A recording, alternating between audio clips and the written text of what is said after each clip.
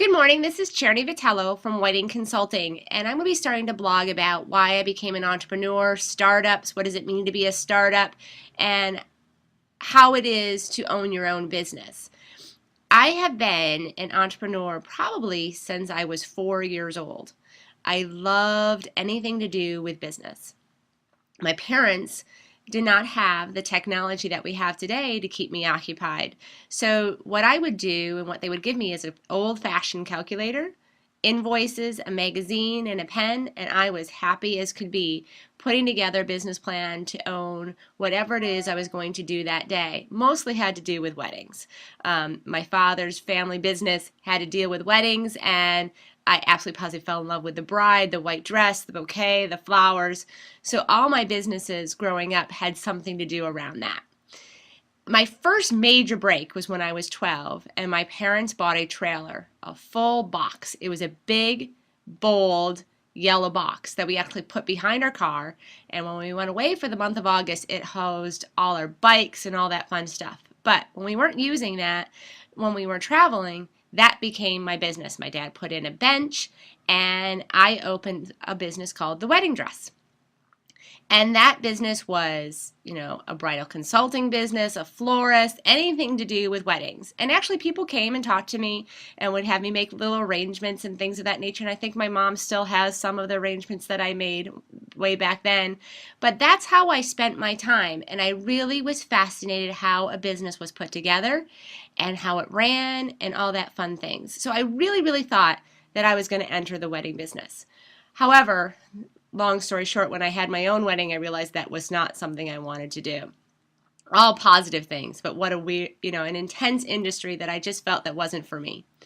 So when I started going to school and I really decided what I wanted to do in life, which was recruiting, I had no idea what recruiting was. I kind of fell into it after college, and I really started growing my passion. The opportunity for me opening a business still was in the back of my head, but I had no idea how I was going to do it. In early 2001, I was approached by a person to really talk to me about putting together a business plan and starting an organization. And I was pregnant with my second child. It was a high-risk pregnancy. I had just was working with another company at the time, running their in-house recruiting organization, and the best manager I ever had was no longer there. So that really was the pivotal decision that, hey, I needed to do something. And I really was just going to do something part-time, maybe try the stay-at-home mom thing when I had my second child, which was a girl.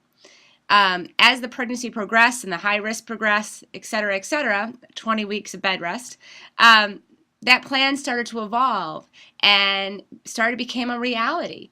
And another individual and I went out, hung out our shingle, and started a recruiting organization.